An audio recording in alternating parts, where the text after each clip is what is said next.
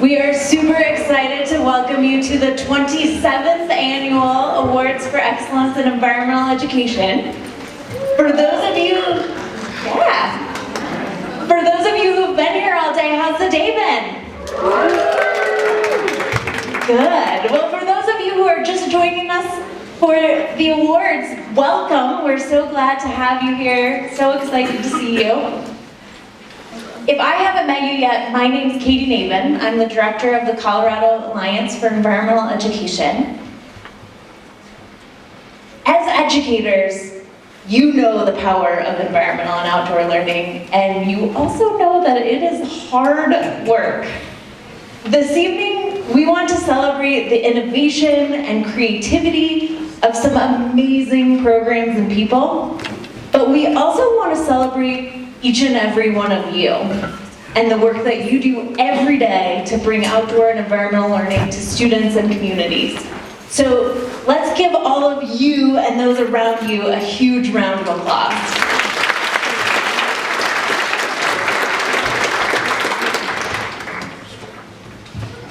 We acknowledge that we are here on the stolen land of the Ute, Arapaho, and Cheyenne peoples, and we are so grateful for their stewardship of this land over hundreds of years, and grateful for their wisdom and how to continue to care for it today. And we are so grateful to be in this amazing space of learning for the conference and for the awards today. I do want to share a couple moments of gratitude. In addition to this amazing space that we're in, we do want to thank our awards committee for all the work that they have put into finding ways to celebrate innovation and creativity that exists in our field. Let's give them a round of applause.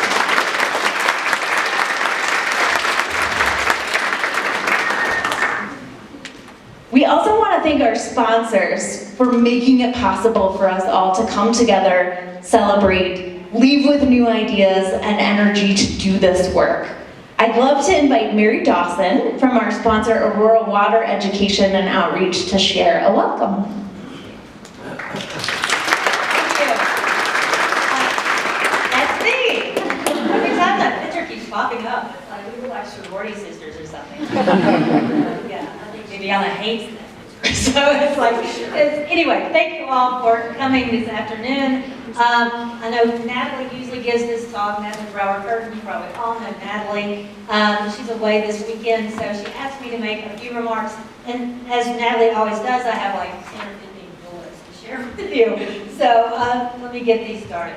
For over 25 years, we have been educating the city of Aurora's youth and adults in the importance of their water. Trying that water literacy thing, out on them, and we've been pretty productive at that. Before pandemic, we see probably 18,000 students a year. We were rushing toward that goal of 20,000 students a year, and we almost hit it that year right before the pandemic. But as we put our numbers together this year, 12,000 students, so we're getting back to it. Our group is certainly an award-winning group. Over the years, we've received several of these awards here, the CAEE Excellence Awards. And our latest award being in 2021, we won the Project WET Educators of the Year Award. So being an education and outreach, environmental education and outreach group within a water utility, we look to CAE to provide us with those professional development opportunities and networking opportunities, and opportunities to network with all of you, and extra opportunities to maybe create programs with your help, similar to our career programs that we're putting together now. Traditional water organizations never provide that kind of information or that kind of opportunities for us at all. So we thank CAE for those opportunities that you provide us. So thank you for being here. We're really happy to be able to sponsor this event, and congratulations to all of those award winners.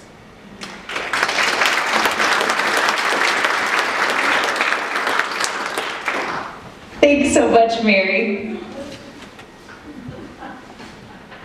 Sometimes it is hard not to feel overwhelmed by all of the bad news when it comes to climate change and the issues that are facing our communities. But at the same time, I think it's really hard not to feel optimistic when you look at the life-changing experiences, the innovative problem-solving, and the learning that is happening as a result of all of the educators in this room. We want to showcase a little bit of that right now.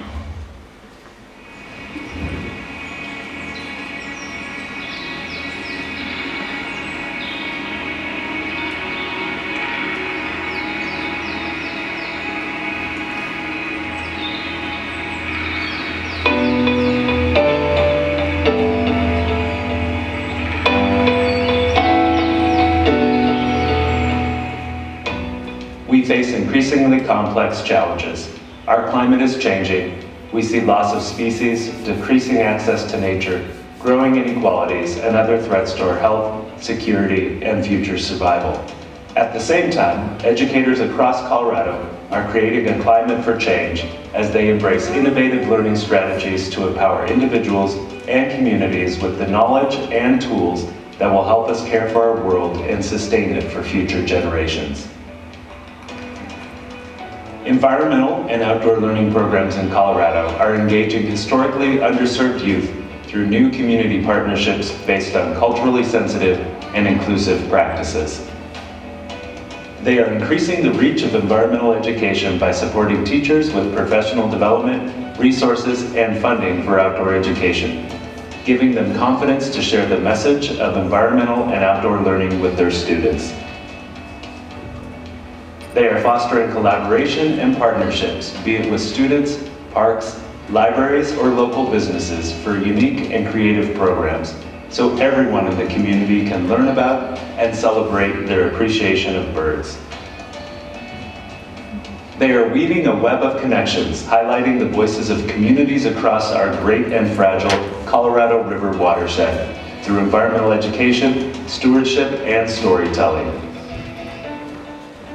They are connecting kids across mountains from one side of Colorado to the other through innovative projects using both old techniques and new technologies to learn about and appreciate the similarities and differences we share in how we interact with our water resources. They are spreading the message of environmental education through music and entertainment, captivating audiences of all ages by expertly taking complex environmental issues and presenting them through the arts. They are using their passion and dedication to help improve equitable access to environmental education for thousands of students by providing high-quality programs also to remote and underserved communities. They are passionate advocates for our planet, including reducing our plastic use and waste, using their voices to help others learn and rethink their plastic consumption.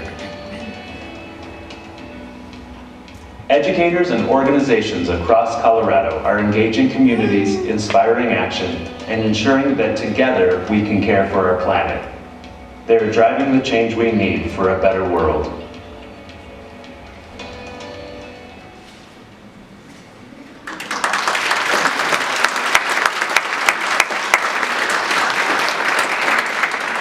I would love to invite Erica Meyer, CAE's board president, to join me to present the award plaques as we celebrate these amazing programs and people who are making a huge impact in Colorado. We would love to kick us off by recognizing Linda Grout as an outstanding retiring environmental educator. Linda has dedicated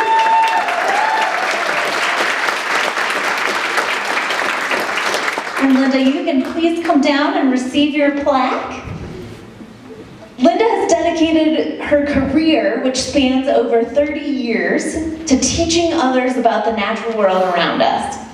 She has spent the last 25 years dedicated to Colorado Parks and Wildlife. This fall, she will be retiring from the agency, where she was most recently the program coordinator at Mueller State Park. Let's give Linda a round of applause.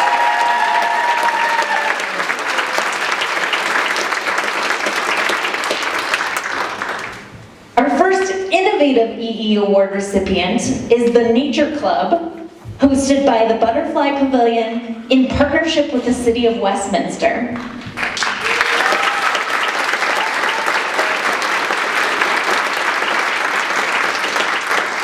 Nature Club is filling a vital gap identified in its community by offering free nature-based activities for K-8 students after school when their parents are often still at work.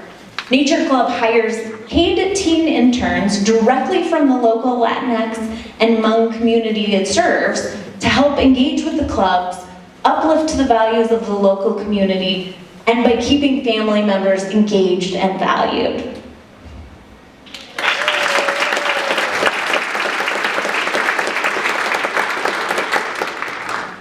The Delta Outdoor Understanding for Teachers is a project of Colorado Parks and Wildlife and Friends of Youth and Nature.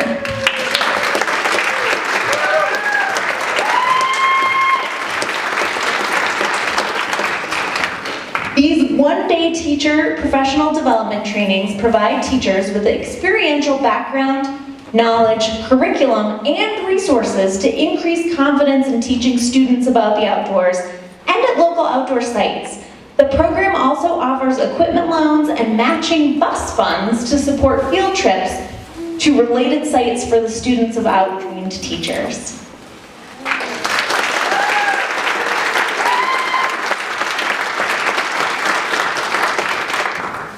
Lafayette Birds is a project of the City of Lafayette.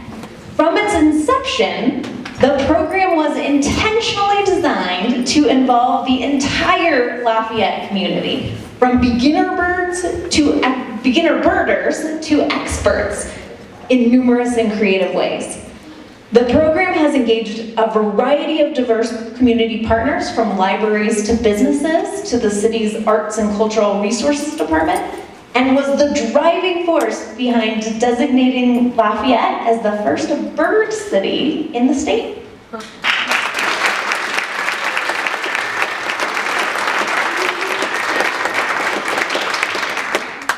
The Water Cycle is a program led by 6 incredible women who biked the length of the Colorado River watershed, visiting schools and community groups to engage in conversation. Our last innovative EE Award recipient is the Watershed Pen Pal program. The City of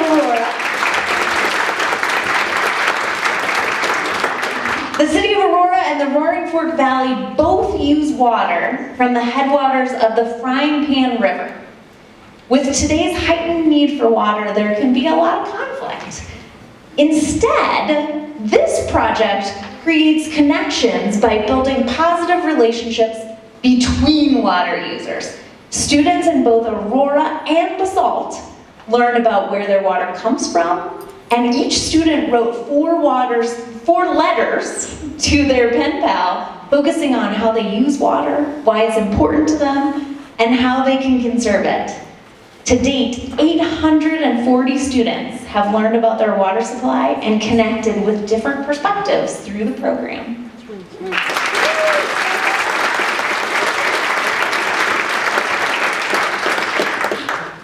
The Outstanding Environmental Educator Award goes to Jeff and Paige.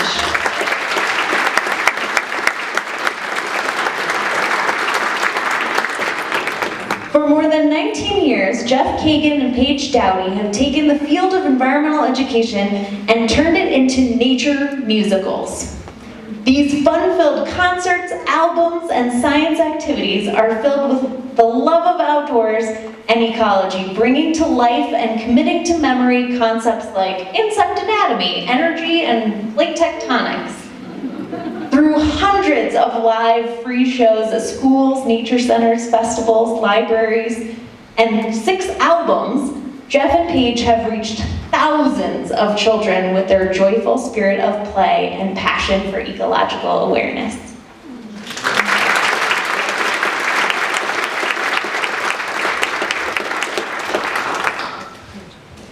Our next outstanding environmental educator is Cheryl Horton.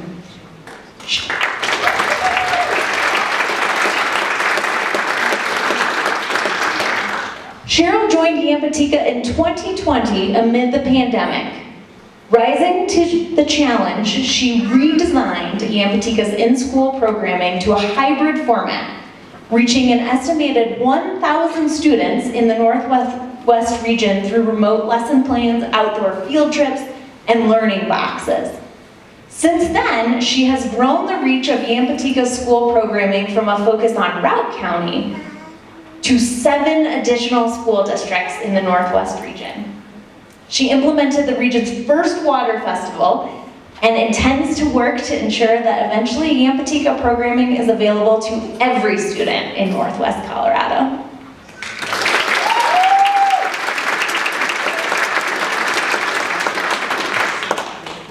And we are so excited to recognize this year's outstanding young environmental leader, Maya Ayers.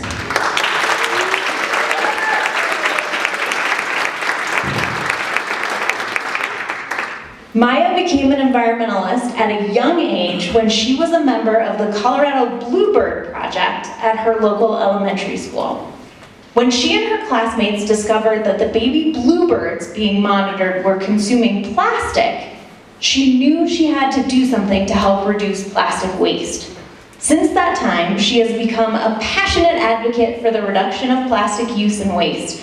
She shares her knowledge and passion through presentations, including one at the TEDx Cherry Creek Women's event in 2021.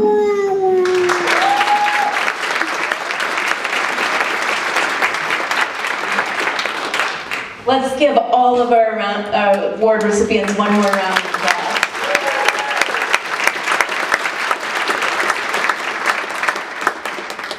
There is so much that we can learn from all of these amazing people and programs. So this year we wanted to hear directly from them about what they're learning through these programs. So to set the stage, we asked each of these incredible educators to think about the biggest challenges that we are facing in environmental education.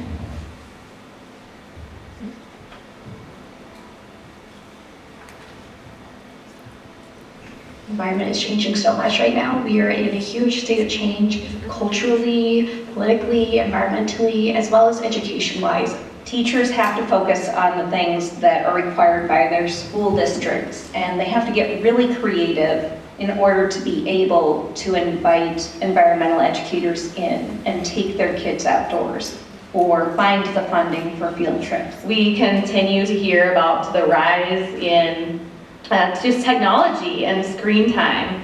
And we know that this next generation of not just youth, but many of us are learning more about the natural world and the outdoors through technology than we are actually experiencing it. Students are overwhelmed with environmental issues that are threatening our planet. Movies, cartoons, and media bombard children with scary issues that are too big for them to solve, which creates anxiety that can then become apathy. I anticipate some of our coming problems to be surrounding the idea of people getting on the same page. How to make the lessons of EE applicable to the way we humans conduct our lives at all levels, from the personal all the way out to, and especially including the overall economy. All of these issues have impacts on a very small and individual scale, but in order to really address the problem, we need to look at it from a more holistic approach, from a systemic approach. It's true there's a problem, but doing's not inevitable. Changing our lives can be so incredible. Sound the drum, bum bum, the time has come.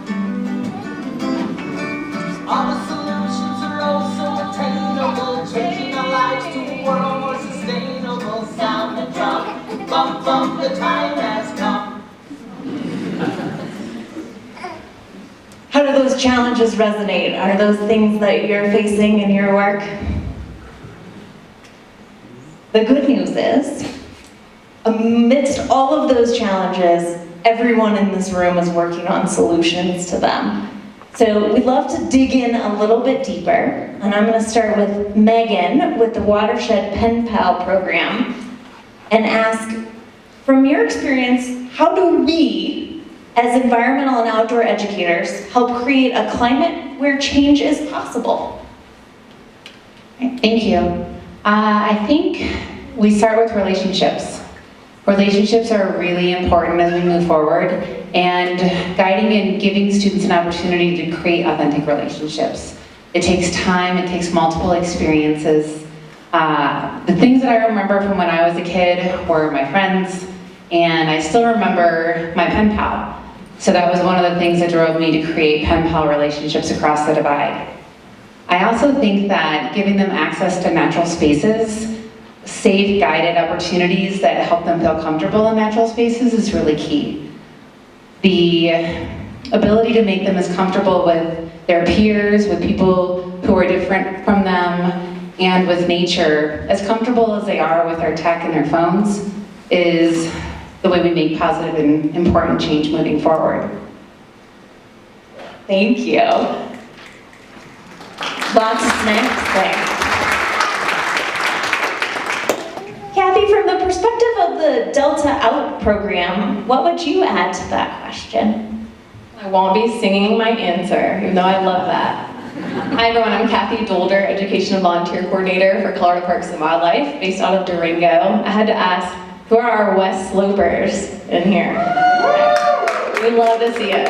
I believe that a climate of change takes a climate of partnership and relationships, just as Megan mentioned, and something I have learned over almost a decade of working with Anita Evans of Friends of Youth and Nature. We co-facilitated PD workshops for teachers and had such a blast doing that. And I think the reason that our partnership has worked so well is because we each bring something different to the party. Anita is a retired educator, retired teacher. She is so skilled at being able to, and gets so excited about things like science curriculum, and is so skilled at building relationships with teachers and building those local partnerships. When it comes to a workshop day, I am very passionate about themed snacks and icebreakers. That might tell you everything you need to know about me. So, you know, we take bring, and that is where the magic happens. That's where the successes happen. We do so much more together than we ever could apart. And so I hope each of you can take that as we move forward in outdoor education. You know, we need each of you because you bring something that the rest of us can't. Each of you have a background, a life experience, a specialty, a sphere of influence that we need to be able to push forward, and we have to think about how we can apply that as a continuum of experiences in outdoor education for people. And that's how we create a climate of change. Thanks, Kathy. One of the themes that we noticed when we were looking at all of these amazing programs is that there was a real emphasis and a strong focus on how do we engage communities. And so, Martin, from what you've learned in the perspective of Lafayette Birds, why is engaging communities important to your work?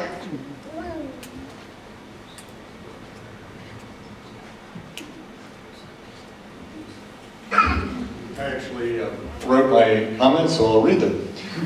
In the 1940s, Alva Leopold wrote that a land ethic changes the role of Homo sapiens from conqueror of the land community to plain member and citizen of it. Today, we must get our communities involved in appreciating everything we do in EE. How else can we create a modern land ethic when we most need one? When we started Lafayette Birds about 10 years ago, we purposely made birds a verb. That is, our community, Lafayette Birds. We don't just bird by getting up at 7 a.m. and keeping lifeless, although we have some of the finest such birders in the world. We purposefully get community involved through photography, through comparing wingspans to the white pelican and local Harlem Globetrotter Nate Lofton. Through holding monthly bird watching sessions for beginners, through bringing a golden eagle and a bald eagle to Escuela Bilingüe Pioneer, where the golden eagle is the mascot, through gathering at local eateries to gab for literally hours, sharing anecdotes and stories about birds, through working with the Historical Society on displays and programs about how the makeup of birds of our region has changed drastically with human land use. Think reservoirs, trees, bridges, etc. And our Bird City designation involved fulfilling criteria regarding energy sustainability. So we engage community in everything we do, not just birds, because human communities are a seamless continuum of our living earth. Now, will we be able to arrive at an ethical relationship with the rest of life? Only if we involve our human communities. Love that. Thanks, Martin. Jeff, with Jeff and Paige, you engage communities in a completely different way through music. Can you add to how engaging communities is important to our work? Certainly. Paige, will you just stand up for a moment so it's... You don't want to? Okay. Well, we were speaking about this on the way down. Paige and I both grew up in communities, or I shouldn't say communities, like kind of suburban neighborhoods that didn't have a lot of community. And so in our work, we really believe that when there are people living with a strong sense of community, that they're way more likely to care about our shared natural resources, our shared watersheds, where our energy comes from, and those begin with the connections between people. So we do that through making music for children, and it's not just singing songs about science and nature, which is what it began as, but it's also about bringing families into a community, to community spaces, and having fun outdoors. Do we have any other parents in the room? Where are they? Oh, yes. So, and Paige and I are parents as well. Actually, I do want to say today is our 10-year wedding anniversary as well. And we're celebrating with you. And we have 2 young kids, and we've seen, like, it can be really isolating to be a parent, especially when your kids are young. So we intentionally wanted to bring those kids out, not just to put on bird costumes or honeybee suits and sing about pollination or decomposition, but to also bring those families together. And we've been doing it in the same county for, this is our 19th year. So we start to see kids, middle schoolers, college kids, even post-collegiate, and when they see these rainbow socks, they'll associate that with being outdoors and moving their hands around and dancing and learning about science and nature in a fun way, but also being in a community of other kids and parents. So that is our work and our passion, and we're honored to be here to celebrate with you. And happy anniversary! Oksana, I would love to throw it to you, and from what you have learned with the Butterfly Pavilion Nature Club, what's your advice on how to authentically engage with communities in change? I think that my biggest advice on how to authentically engage with communities and change is to not assume that you know what they need. You can't automatically be like, this is what you need, this is your solutions. You need to go into the community, be with the kids, be with the family members, and figure out from their perspective what they need, why they need it, and then meet them where they are at. Who resonates with that? Cheryl, would you add to that and share how we can, as educators, authentically engage communities and change? Yes, I'd love to add to that. I was going to talk about not making assumptions, but continuing on that track, it's really about listening to the communities. In the remote area that I'm in, each community is very unique, and there's no one-size-fits-all to that problem and how they want to engage in change or even talk about it. So understanding that you need to take that listening pose and hear what they have to say in order to come up with a plan that will work for them as you authentically engage, that's where it really lies, listening.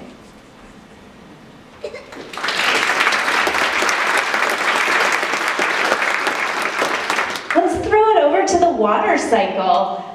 What are the most important ways that environmental and outdoor outdoor educators can support communities in navigating the effects of climate change? Big question. Hi, I'm Leah. Sorry, I was late. So I just echo what everyone has said. The water cycle was a very unique environmental education because we actually went to different communities all throughout the Colorado River watershed instead of just being in one. So every place we went was new to us, and it was really important to us that we learned from the students we were engaging with, and we listened to them, and we met them where they were at, just like everyone has been saying. And kind of letting them guide their learning. We came in as visitors, and we came in as humble visitors, I would say, and we said, hey, teach us what you know, and then we'll tell you what we know, and we can kind of work through these problems together. And our big goal was having kids be able to relate to their community and what's right in their own backyard, and not burden them with the huge, overarching big picture, but just to focus in on like what is like immediately meaningful to them. Awesome.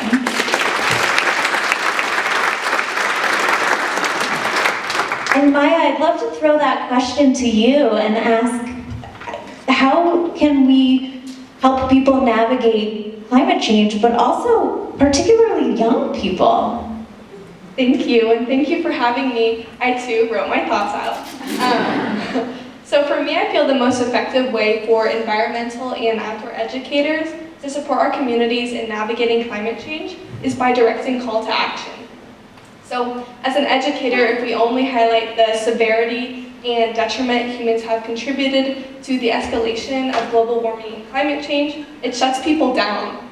And so we need this balance between facts, but then also calling out call to action. And so this makes the steps to achieving our environmental goals, in my opinion, more mentally manageable and less scary.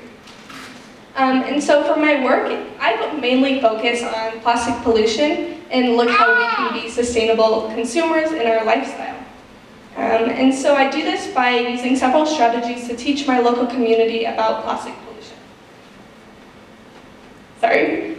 Okay, so first of all, I always strive to lead by example, and I do this by the events that I teach. I bring in sustainable products I own to show how it is possible to be a sustainable consumer. And then I also target making the connection between emotion and logic based off of the age groups that I'm talking with. So when I work with elementary students, I target more of that emotional aspect because that's what they're more persuaded by. And then lastly, I try to provide a safe space for the community to ask questions, talk about their concerns, and I feel this is always the most effective way to connect with the community, not only just because it's important for us to be listeners as we're also educators, but also to build those connections and break misconceptions about all sorts of environmental issues. And so I believe the first step to change is being knowledgeable and being aware. And so I do this by teaching other people. And I believe education is so important, which is why I hold it at such a high value in my heart. So thank you.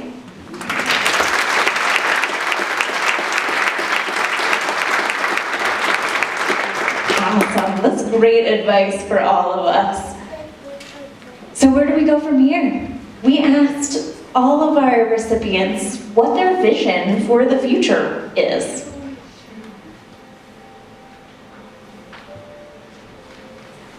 My vision for environmental and outdoor learning into the future is to have all kids be able to be outdoors part of everyday learning in nature. Not only is it good for kids' physical, social, and emotional development, but it stimulates their appetite for learning.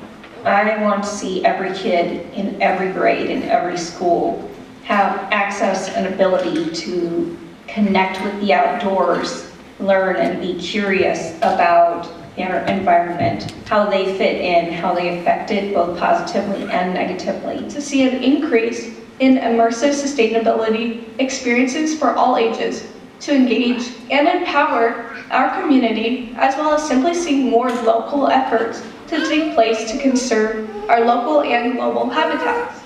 Optimism. Saying what we want instead of what we don't want. Veering away from a doomsday emergency and highlighting the incredible world and environmental changes we are already building and creating. My vision for EE in the United States is for it to fulfill and surpass the role it takes in Finland, where EE is part of the national core curriculum.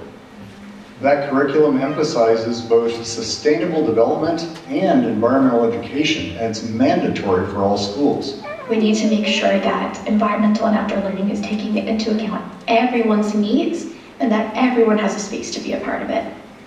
My vision is for environmental and outdoor learning to span and connect the educational disciplines, creating a deep understanding of how our environment is the base of not only sciences, but also the foundation of economics and social sciences. If I were to really dream big, I would love for environmental and outdoor education not to exist. I wish it was something that was integrated into how we educated and learned, that being in an experiential learning environment, being outside, was something that was innate in our education and not a separate entity that we had to weave in when we could. I think that's a vision we can all get behind.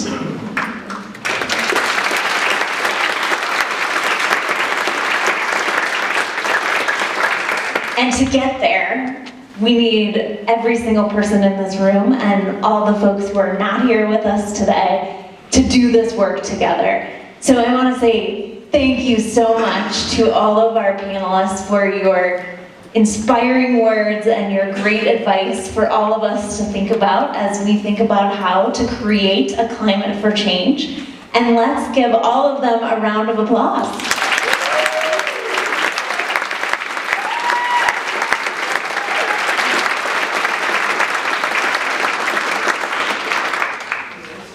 Thank you so much. I invite you to take a seat. We have one more award to present.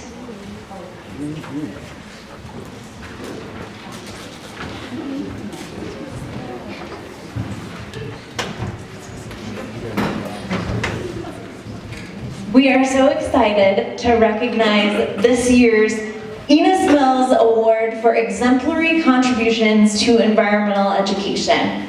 And to just tell you a little bit about the award, we have a short video.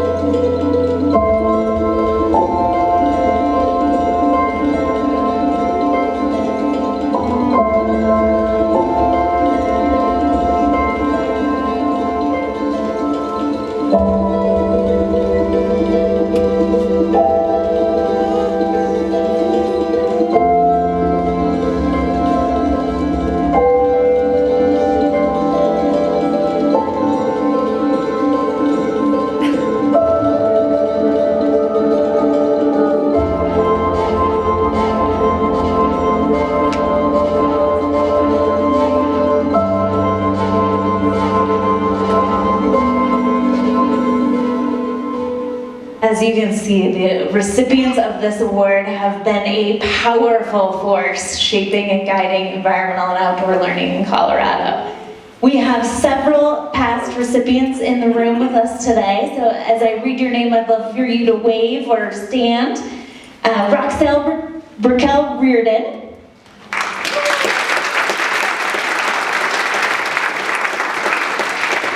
Elizabeth Gardner.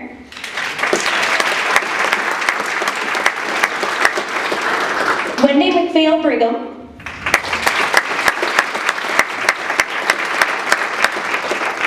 Dave Sutherland.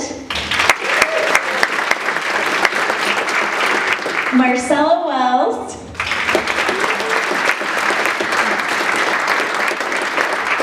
And Rafael Salgado.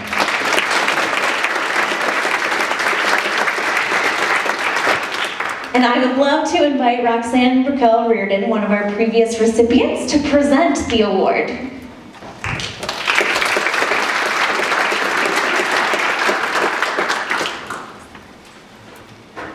Thank you, Katie. Good afternoon. Today, in the tradition of Enos A. Mills, Loretta Panada is being honored for her exemplary contributions to the field of environmental education through her extensive and committed career, demonstrating dedication to youth, education, science, and the environment.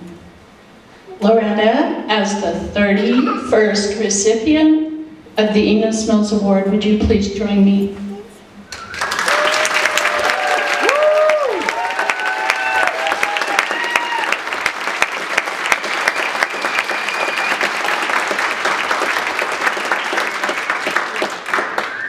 Recognition for this award takes several forms, including Loretta's name being placed on the second perpetual plaque, as well as receiving a personalized wall plaque, including a copy of the original watercolor picture painted by Wendy McPhail Brigham.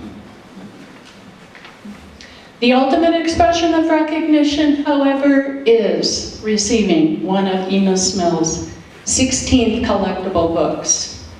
It's my privilege to select the most significant antique book for each award recipient. For Loretta, I chose A Story of a Thousand-Year Pine, published in 1909. Similar to Loretta, this book may appear small,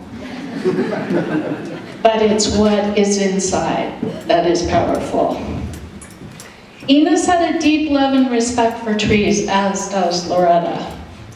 During her commitment to the development of the 5.5-acre Montbello Open Space and Elk Learning Center, over 30 young trees were planted, but with no irrigation. Waiting weeks to install the irrigation, Loretta would be seen dragging a hose around, even on weekends, watering the trees. When others asked her what she was doing, she shared, "I'm not letting these trees die." And in fact, they have thrived and will grow for many years.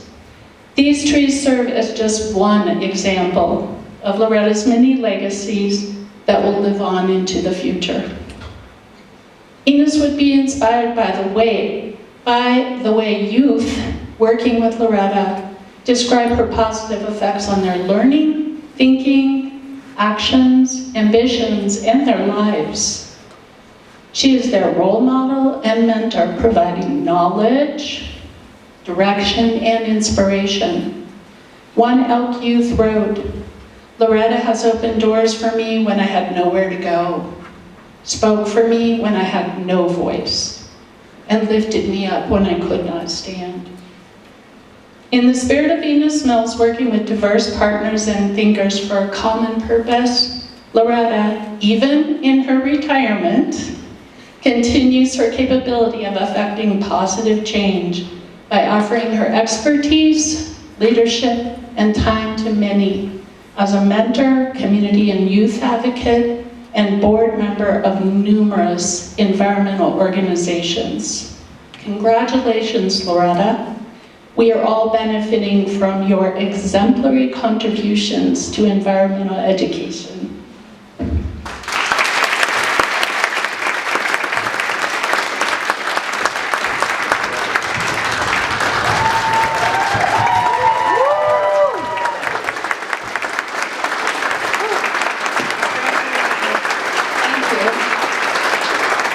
Thank you all. I know I'm standing between you and a drink. So, we need to get started. Many thanks to the CAA board and staff for this amazing honor. I have so many people to thank for helping me along this journey. Thanks to my Elk family for being here today. And for my rides and dies, Cam Weiss, Rachel Hutchins, who just left with Ozzy, and Juan Perez-Saez. I want to honor some of the people who received this award before me. We saw a picture of Dan Parker. He was one of my mentors when I was at DNR, at the Department of Natural Resources. I saw Shauna Crocker and Wendy Hannafy and Barb Horn, and to all of the rest of you that are here today. And looking at some of the past conference programs, it was really nostalgic for me, and made me realize that I am retired. So, but CAE has been on this journey to advance environmental education for over 30 years. And I remember in the early years when I was at DNR, and I'm that old, and seeing CAEE in its beginnings, trying to find the right niche and relevancy for this radical thing called environmental education. Maybe it was going to be in the sciences, but academic standards were about reading, writing, and arithmetic. And how do you develop curriculums, practices, processes that, back in the old days, we had to fit into the standardized models for traditional education. And there was a lot of talk about Colorado academic standards, competencies, certifications. And I'm sorry, Katie, but my eyes just would glaze over. But there was a grassroots organization there, and it was CAEE. And long before DNR or the Department of Education developed plans, there was CAEE advancing EE. And the great thing about being part of advancing EE is that through CAE and great programs, we can all get the training and cred to be that educator, that even if you're a naturalist, a community organizer, a musician, an advocate, we can all get this training and great education about environmental education through CAEE. And they have advanced so many people in their careers.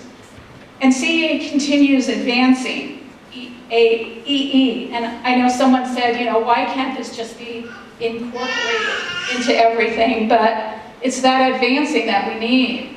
And now we know more than ever that environmental education curriculum and instruction fosters outdoor recreation, stewardship, improves academic performance, enhances critical thinking skills, develops personal growth and life-building skills, including confidence, autonomy, and leadership.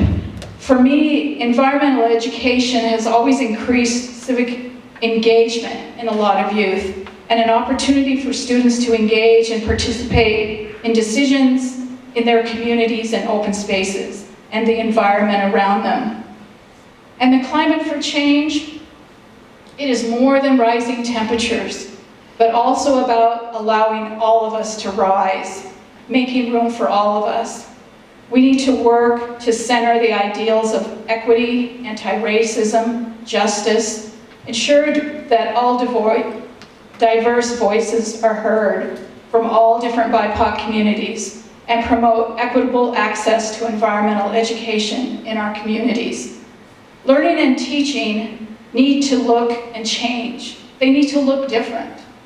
That Indigenous teachings are elevated, that learned experiences are honored.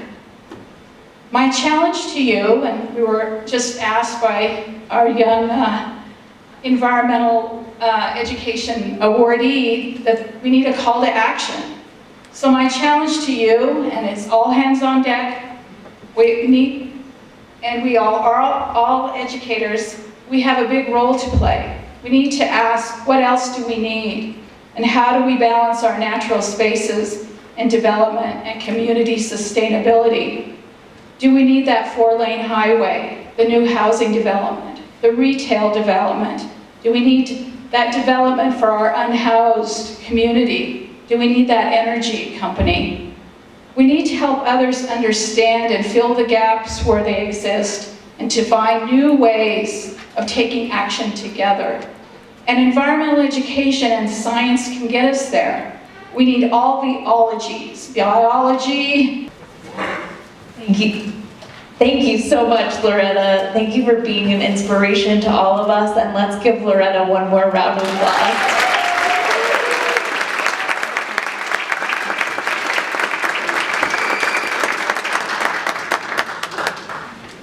And let's take a moment one more time to celebrate all of the educators in the room, the hard work that you do every day to reach out and work towards that call to action that Loretta just gave us. One more round of applause for all of you.